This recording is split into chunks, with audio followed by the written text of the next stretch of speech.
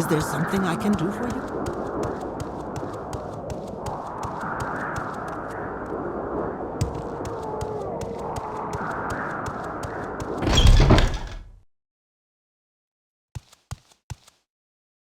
Pleased to meet you. I'm welcome to Old Room. Good day. Can I help? How about sharing the wealth? I've lots to show you.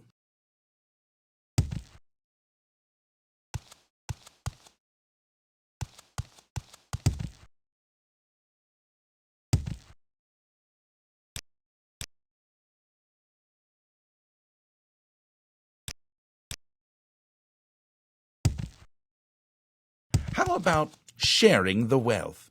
I've lots to show you. Welcome, friend. Why are you... Wait, is that a copy of Secrets of Dwemer Animunculi? Let me see it at once. Yes, this is what I've been looking for. I suppose you wouldn't be willing to part with it. Let me just make a few notes then. There. I now have most of what I need to make my own centurions. You've made me, that is, us, famous. Wait until I tell Akato. Yes, you've shown me the book already. It was quite a find. I'm sure I'll have a working centurion. The Mages Guild appreciates the duties you've done. You're in Aldrun, stranger. What do you want? Keep moving, scum. Hello. My name is Vala Catrasso, and I... Oh, come on, leave me alone. Welcome to Aldrun. New here? If so, I can tell you what services are... This is unexpected, but not unwelcome. Please, go ahead.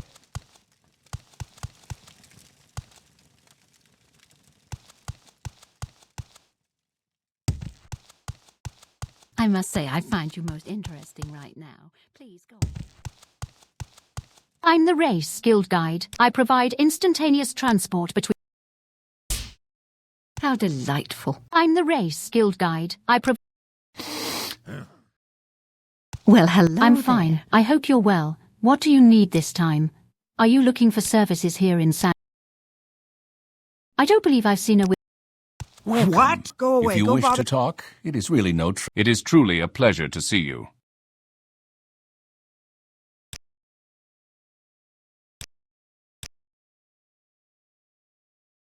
Yes. Have you found the soul of an ash ghoul?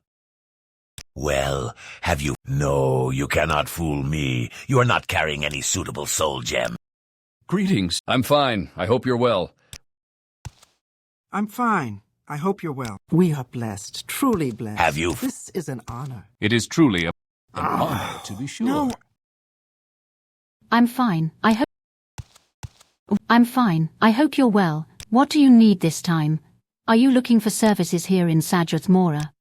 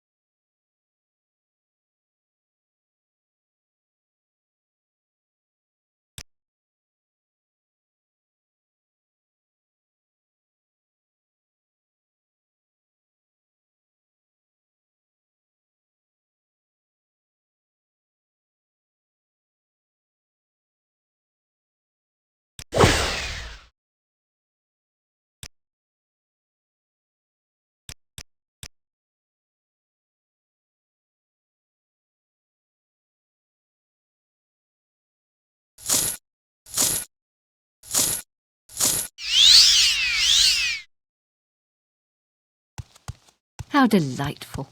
Welcome. You're You're in out good the company, day is friend. yours. Welcome. What shall we talk about? I'm the Race Guild Guide. I provide instantaneous transport between various mages' guild halls.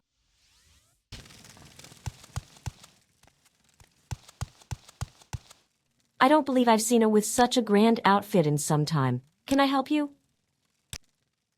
Let's set aside our rivalries and talk, shall we? It is truly a pleasure to...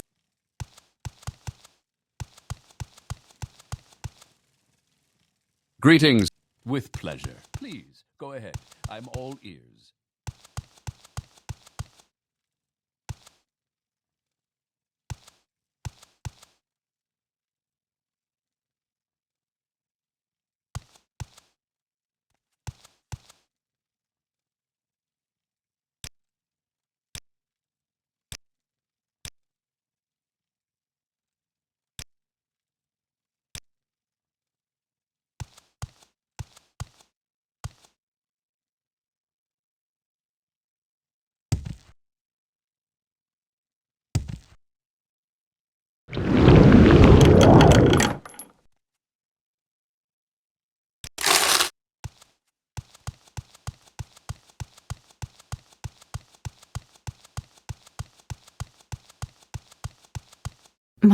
Welcome to Vivid. I'm sure you have some questions. What would you like to know? What...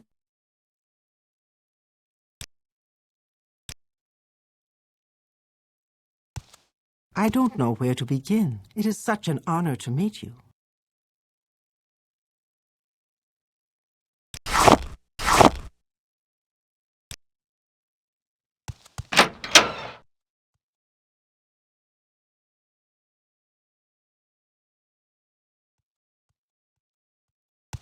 Muthsera?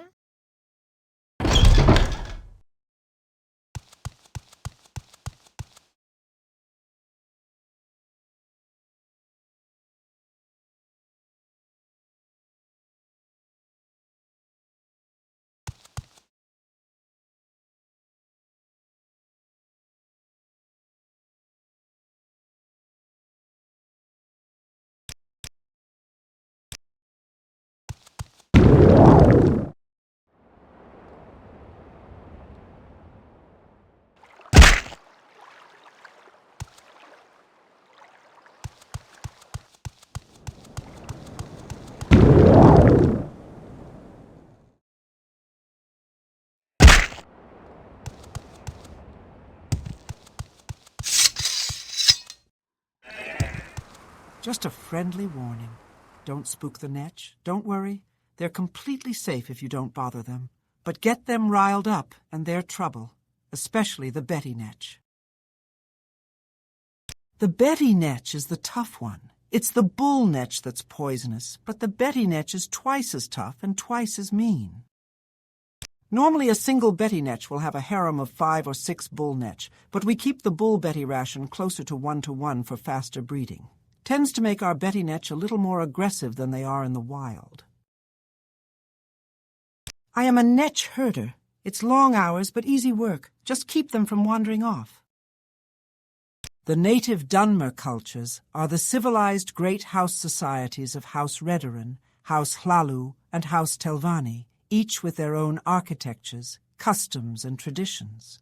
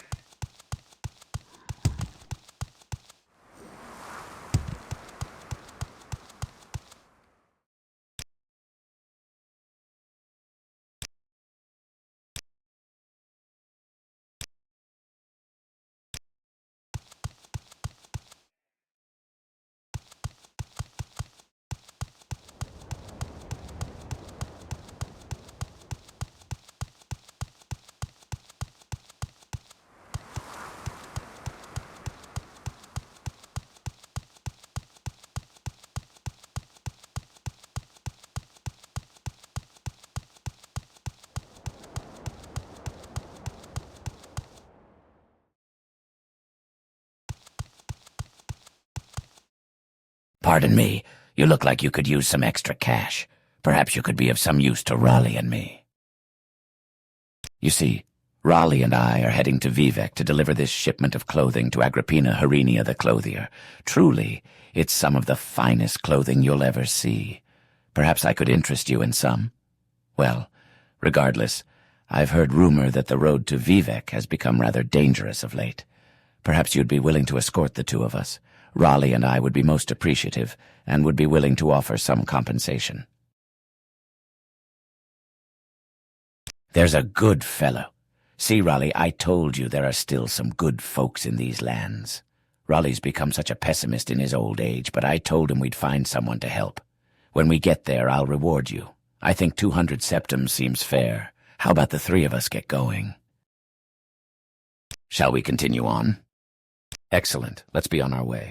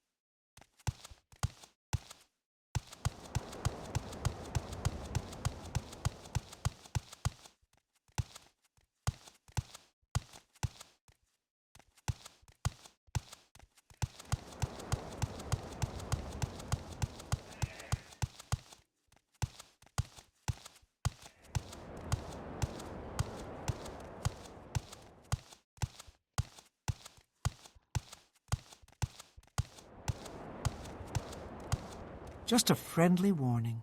Don't spook the Netch. Don't worry. They're complete.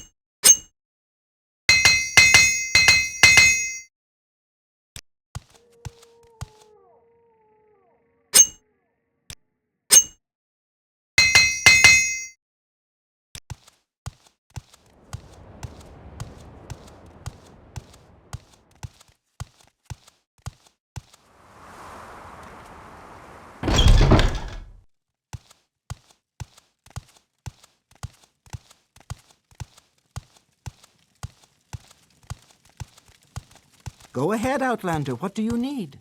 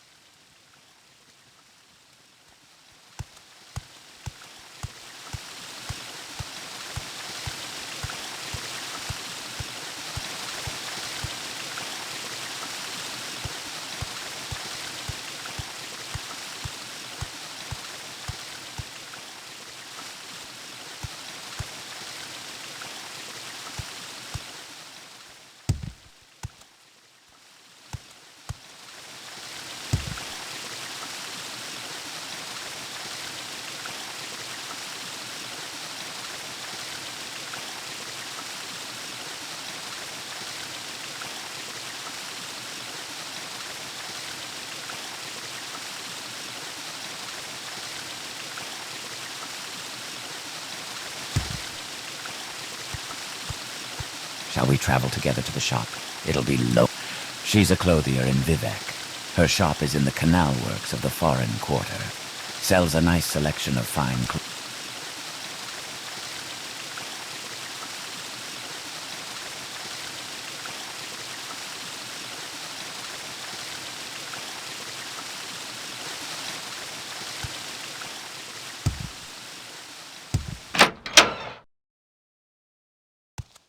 How may I see the Don't worry. Vivek can be confusing for us and we live here. Is there some specific place you want? Or some...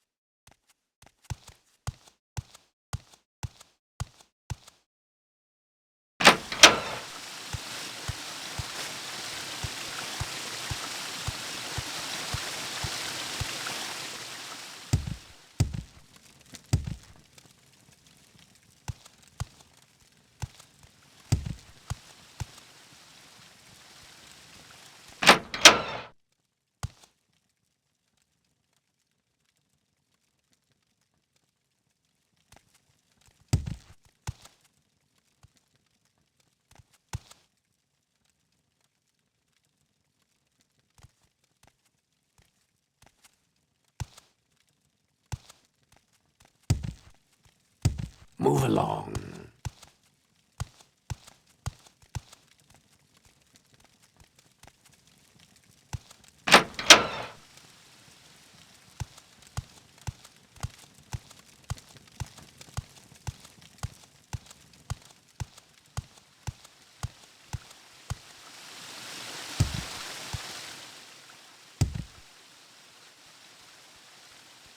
Thank you.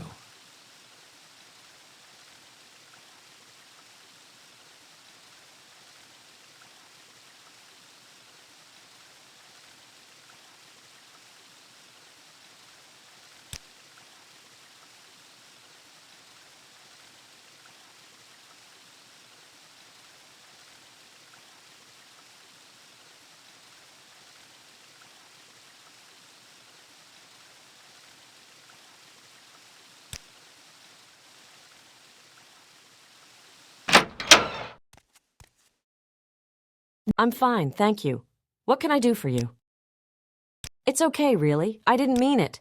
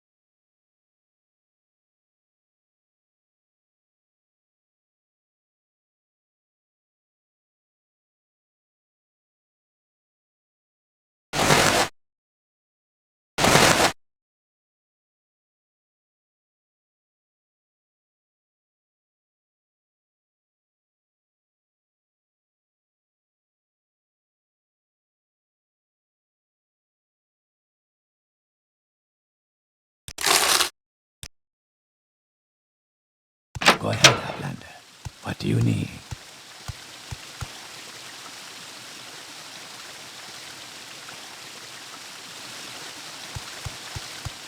Greetings. I am at your service. Can I help you out? I don't believe I've seen a with such a grand outfit in some time. It's okay, really. I didn't mean it.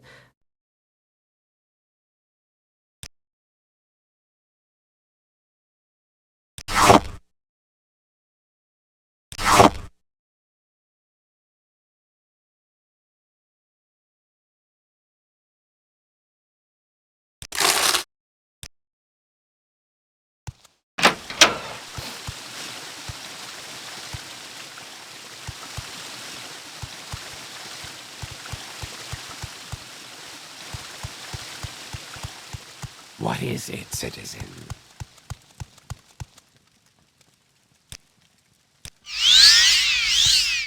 Welcome to Vivek. I'm sure you have some questions. What would you like to know?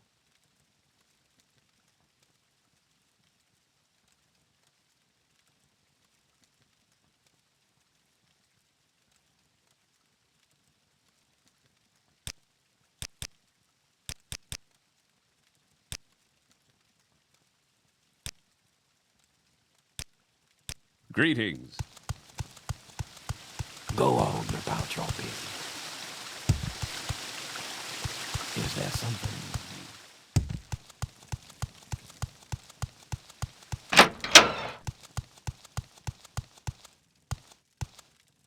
Move along.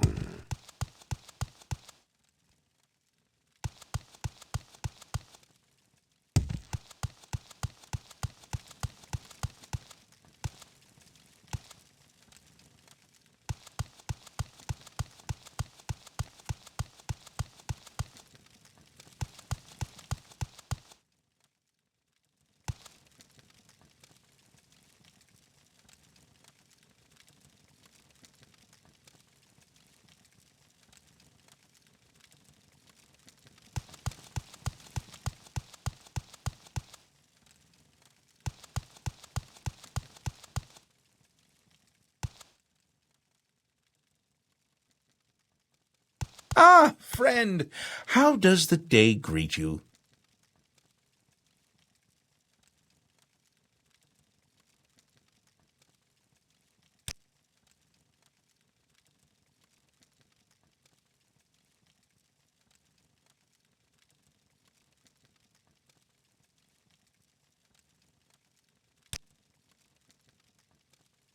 Have you heard? 7 victims, here in Vivek, all with their throats slit. When it was just a few outlanders killed, the Ordinators weren't making much fuss. But now that they've had 2 of their own people with slit throats, they seem very concerned at the Hall of Justice. I've heard that the Office of the Watch is quietly looking around for some special help. Anything that can kill 2 Ordinators before they can draw their weapons sounds like it will need special help.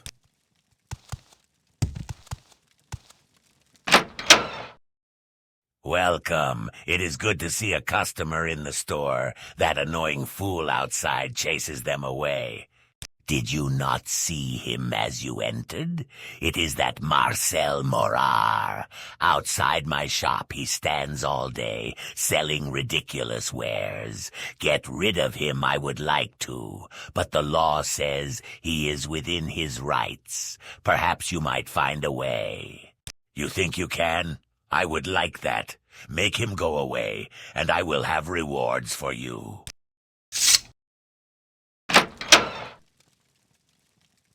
Hello, my friend. What a glorious time it is. Perhaps I can interest you in one of my fine wares. All magical, all for a low, low price. A man in my line of work must find a way to make a living. I am an actor.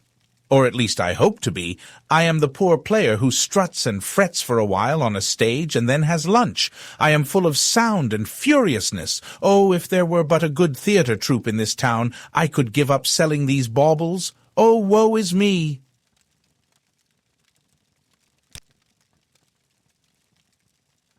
Oh, to be an actor, to act perchance to earn some money.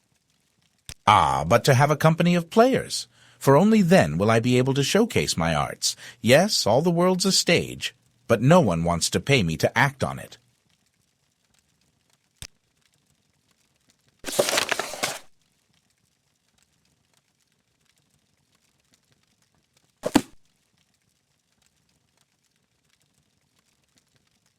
Do you need something?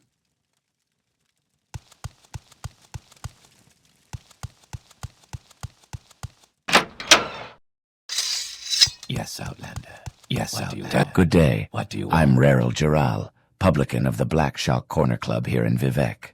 We rent beds, and I have a limited selection of goods for barter. If you're new here, I can also tell you where to look for other services. Crassius Curio is quite a patron of the arts. He commissioned some artists to do a mural for him, and I heard that he has written a new play and would like to have it performed. He'll probably be putting together a group soon. Oh, help us all. Counselor Crassius Curio has a splendid mansion in the plaza atop the Hlalu Canton here in Vivec. Well, it's probably no better than Crassius's old plays, which were awful. Dance of the Three-Legged Guar was quite a sight, though.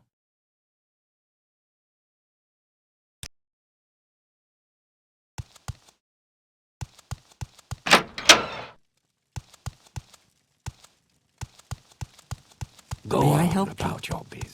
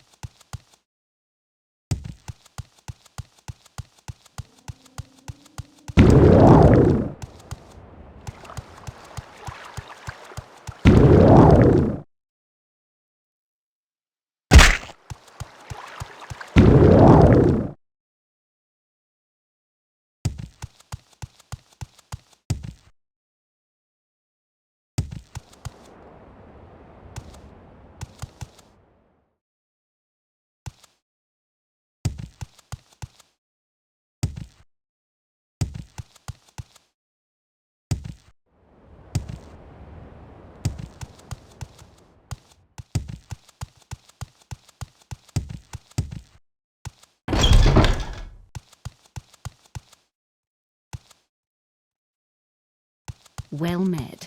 Greetings. Welcome to Vivec. I'm sure you have some questions.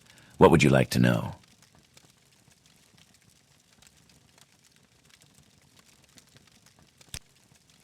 Wealth beyond measure.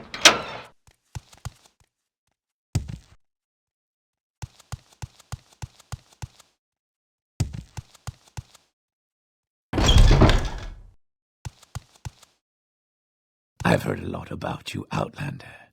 Go ahead.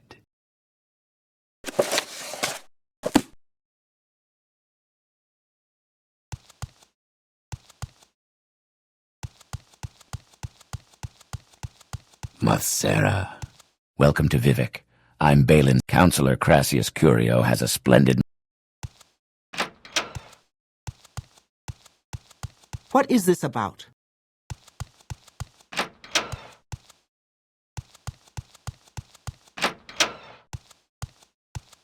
Yes? Yes, I'm Crassius Curio, but you can... Ah, yes, that is my name, but it sounds like music when you say it. All right, It's okay, really, I didn't mean... Why do you resort to... What's that supposed... Not interested. It's okay, really, I didn't mean it.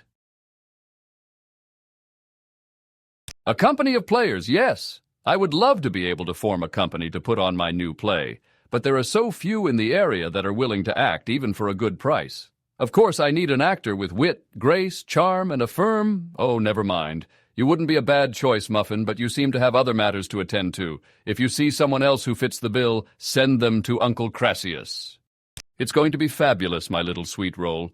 The lusty Argonian maid will stir the soul, touch the heart, and rouse the masses from their slumber. Yngling Half-Troll is one of the counselors of House Hlalu. He lives in Yngling Manor in the St. Olms Canton.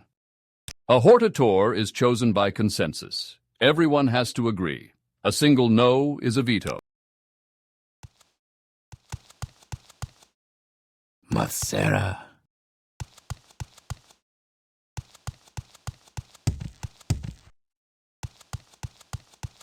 speak.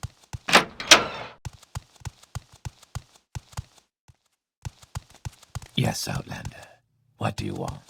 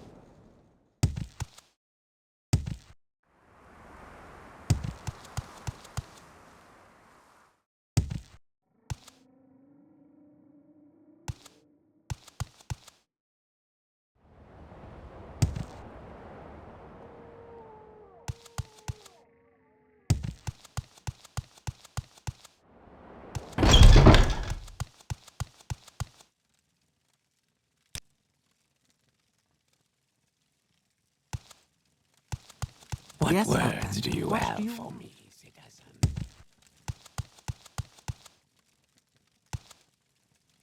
I'm fine, thank you. What can I do for you? You've found a troop forming? Then I must go to see the noble patron. Thank you, my friend. You will not be forgotten. Yes, yes, the play's the thing, wherein I'll catch the purse strings of that guy.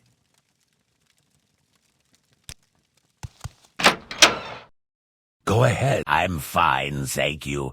You've done it. I admire your persuasiveness, friend. Thank you for your help. Allow me to give you this as a token of my appreciation.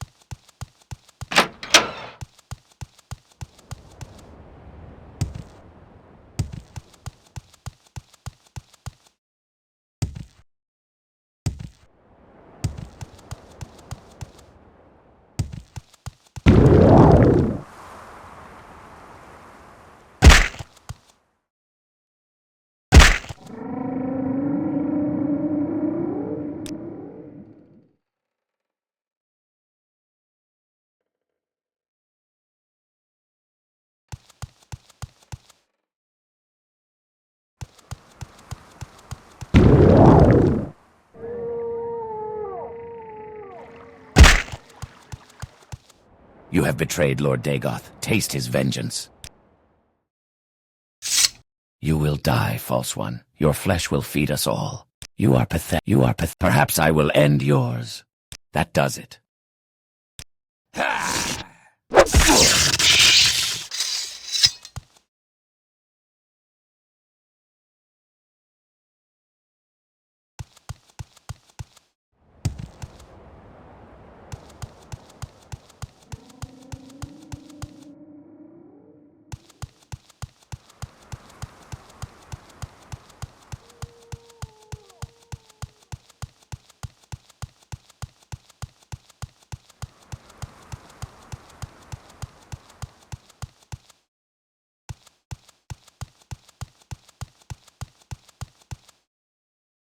I don't think we've been introduced, Outlander. How can I help you?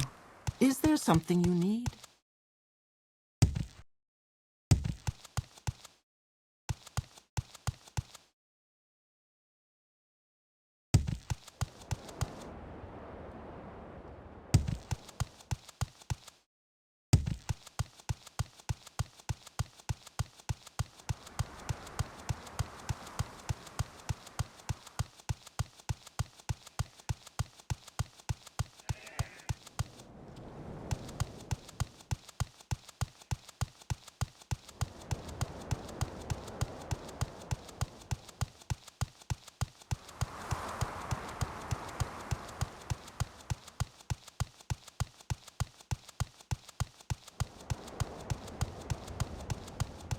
I don't know you. What do you want?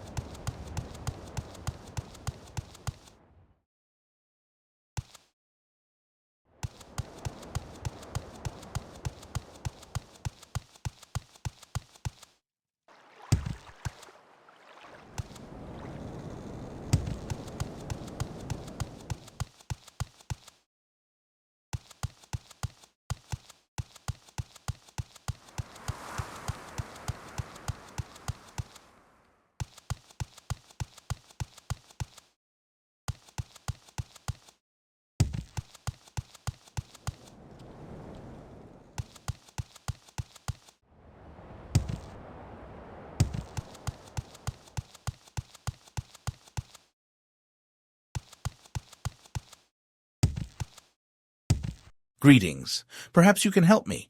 I was supposed to meet my business partner here, but I was running late, and it looks like she went ahead to Molag Mar without me. Yes, my partner Vanjira and I were going to do some business in Molag Mar. I was detained, though, and it seems she's gone ahead without me. I'm a bit surprised because it's a fairly dangerous trip. I've heard the road there is populated by dangerous creatures, and I fear I can't make it alone. Perhaps you'd be willing to escort me?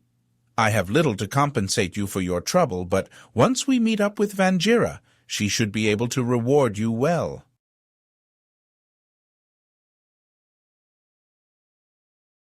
Excellent. Let's be on our way then.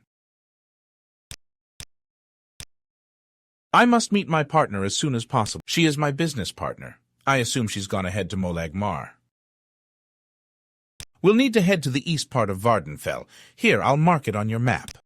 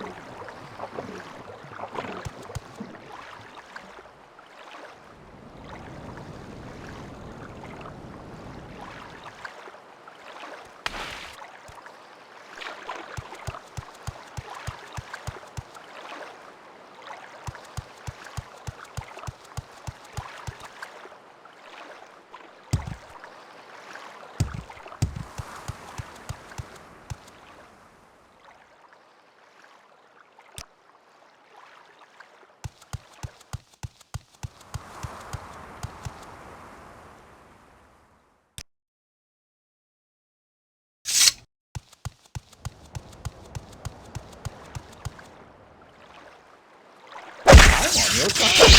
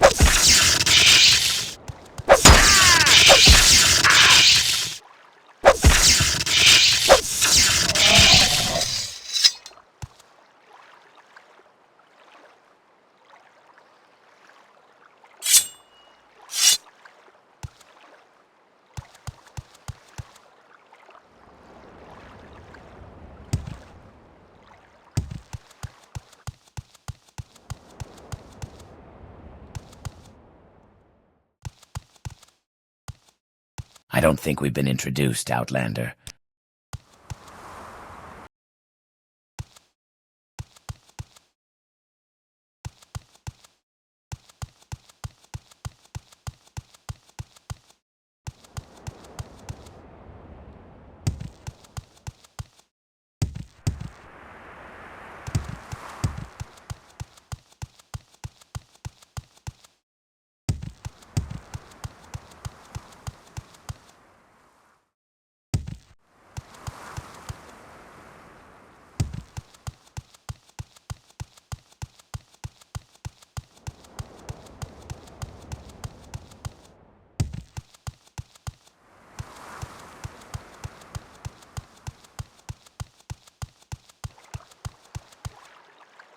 I don't think we've been introduced, Outlander. I am a witch hunter.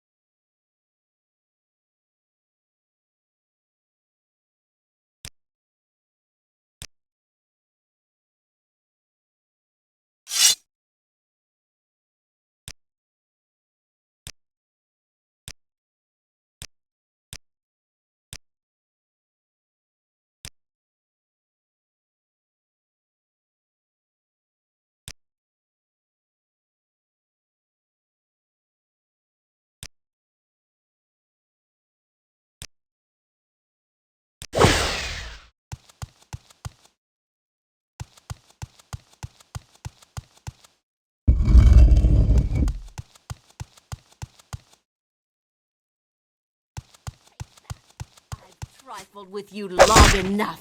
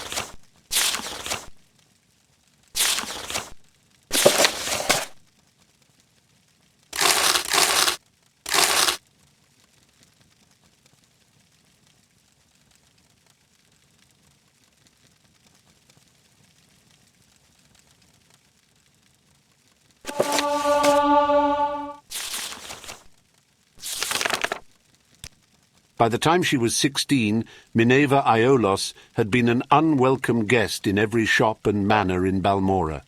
Sometimes she would take everything of value within. Other times it was enough to experience the pure pleasure of finding a way past the locks and traps. In either situation, she would leave a pair of dice in a prominent location as her calling card to let the owners know who had burgled them. The mysterious ghost became known to the locals as Chance. A typical conversation in Balmora at this time. "My dear, whatever happened to that marvellous necklace of yours? My dear, it was taken by chance. The only time when Chance disliked her hobby was when she miscalculated, and she came upon an owner or a guard." So far she had never been caught or even seen, but dozens of times she had uncomfortably close encounters. There came a day when she felt it was time to expand her reach. She considered going to Vivec or Genesis, but one night at the Eight Plates she heard a tale of the Heron ancestral tomb, an ancient tomb filled with traps and possessing hundreds of years of the Heron family treasures. The idea of breaking the spell of the Heron tomb and gaining the fortune within appealed to Chance, but facing the Guardians was outside of her experience. While she was considering her options, she saw Ulster Moresby sitting at a table nearby, by himself as usual. He was a huge brute of a Breton who had a reputation as a gentle eccentric, a great warrior who had gone mad and paid more attention to the voices in his head than to the world around him. If she must have a partner in this enterprise, Chance decided, this man would be perfect. He would not demand or understand the concept of getting an equal share of the booty. If worse came to worse, he would not be missed if the inhabitants of the Heron tomb were too much for him, or if Chance found his company tiresome and elected to leave him behind. "Ulster, I don't think we've ever met, but my name is Minerva," she said, approaching the table. "I'm fancying a trip to the Heron ancestral tomb. If you think you could handle the monsters, I could take care of unlocking doors and popping traps. What do you think?" The Breton took a moment to reply, as if considering the counsel of the voices in his head. Finally, he nodded his head in the affirmative, mumbling, yes, proper rock, hot steel, chitin, walls beyond doors, 53, 2 months and back." "Splendid," said Chance, not the least put off by his rambling. "We'll leave early tomorrow." When Chance met Ulster the next morning, he was wearing chitin armour and had armed himself with an unusual blade that glowed faintly of enchantment. As they began their trek, she tried to engage him in conversation, but his responses were so nonsensical that she quickly abandoned the attempts. A sudden rainstorm swelled over the plain, dousing them, but as she was wearing no armour and Ulster was wearing slick chitin, their progress was not impeded. Into the dark recesses of the Heron tomb they delved. Her instincts had been correct. They made very good partners. She recognized the ancient snap-wire traps, deadfalls and brittle backs before they were triggered, and cracked all manners of lock. Simple tumbler, combination, twisted hasp, double catch, varieties from antiquity with no modern names, rusted heaps that would have been dangerous to open even if one possessed the actual key. Ulster, for his part, slew scores of bizarre fiends, the likes of which Chance, a city girl, had never seen before. His enchanted blade's spell of fire was particularly effective against the frost Atronachs.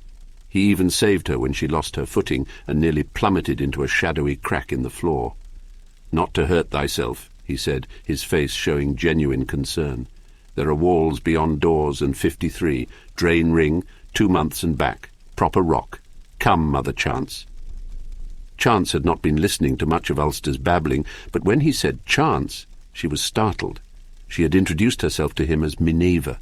Could it be that the peasants were right, and that when mad men spoke, they were talking to the Daedra Prince Sheogorath, who gave them advice and information beyond their ken? Or was it rather, more sensibly, that Ulster was merely repeating what he heard tell of in Balmora, where in recent years chance had become synonymous with lockpicking? As the two continued on, Chance thought of Ulster's mumblings. He had said chitin when they met, as if it had just occurred to him, and the chitin armour that he wore had proven useful. Likewise, hot steel. What could walls beyond doors mean, or 2 months and back? What numbered 53? The notion that Ulster possessed secret knowledge about her and the tomb they were in began to unnerve Chance. She made up her mind then to abandon her companion once the treasure had been found. He had cut through the living and undead guardians of the dungeon. If she merely left by the path they had entered, she would be safe without a defender. One phrase, he said, made perfect sense to her. Drain ring. At one of the manors in Balmora, she had picked up a ring purely because she thought it was pretty. It was not until later that she discovered that it could be used to sap other people's vitality. Could Ulster be aware of this? Would he be taken by surprise if she used it on him? She formulated her plan on how best to desert the Breton as they continued down the hall. Abruptly, the passage ended with a large metal door secured by a golden lock. Using her pick, Chance snapped away the 2 tumblers and bolt and swung the door open. The treasure of the Heron tomb was within. Chance quietly slipped her glove off her hand, exposing the ring as she stepped into the room. There were 53 bags of gold within. As she turned, the door closed between her and the Breton. On her side it did not resemble a door any more, but a wall. Walls beyond doors. For many days, Chance screamed and screamed as she tried to find a way out of the room. For some days after that, she listened dully to the laughter of Sheogorath within her own head.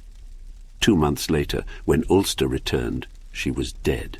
He used a rock to prop open the door and remove the gold.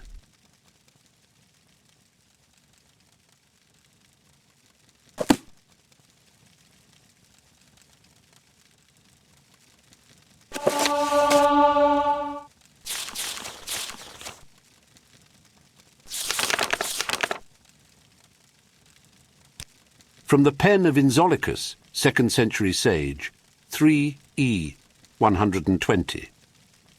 The 15-year-old empress Kintyra Septim II, daughter of Antiochus, was coroneted on the 3rd day of first seed. Her uncles Magnus, king of Lilmoth, and Cephorus, king of Gilane, were in attendance, but her aunt, Patima, the wolf queen of solitude, had been banished from the court. Once back in her kingdom, Queen Patima began assembling the rebellion, which was to be known as the War of the Red Diamond. All the allies she had made over the years of disgruntled kings and nobles joined forces with her against the new empress. The first early strikes against the empire were entirely successful. Throughout Skyrim and northern High Rock, the imperial army found themselves under attack. Patima and her forces washed over Tamriel like a plague, inciting riots and insurrections everywhere they touched. In the autumn of the year, the loyal Duke of Glenpoint on the coast of High Rock sent an urgent request for reinforcements from the Imperial army, and Kintyra, to inspire the resistance to the Wolf Queen, led the army herself. 3E 121?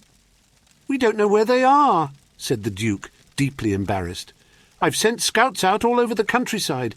I can only assume that they've retreated up north upon hearing of your army's arrival."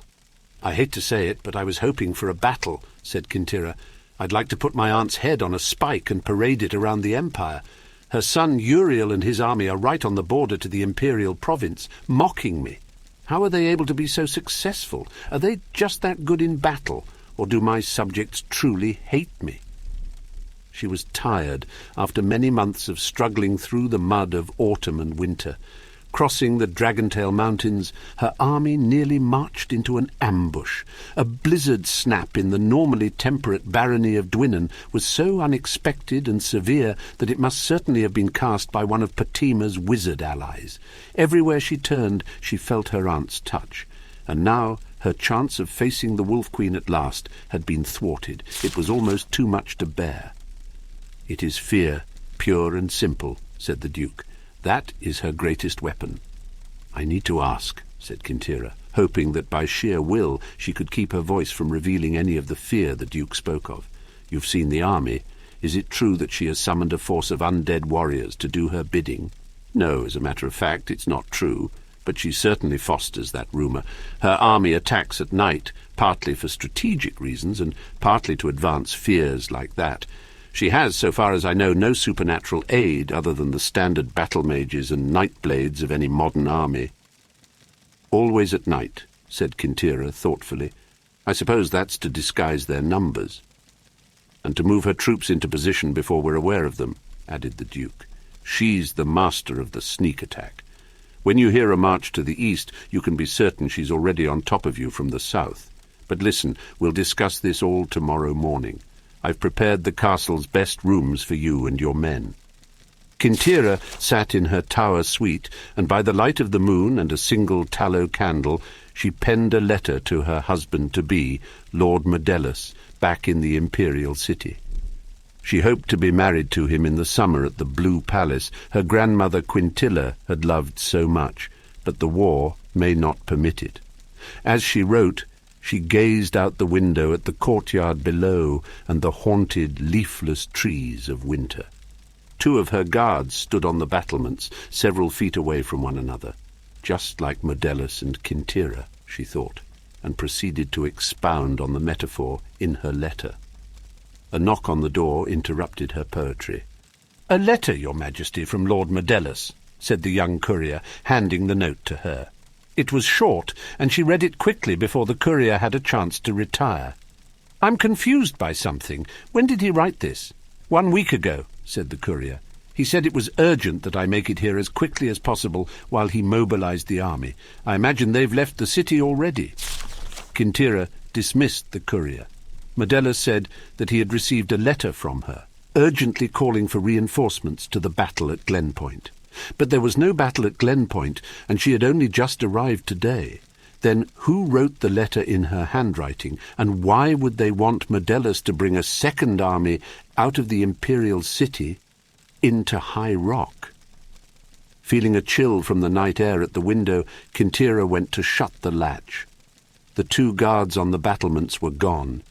She leaned over at the sound of a muffled struggle behind one of the barren trees, and did not hear the door open.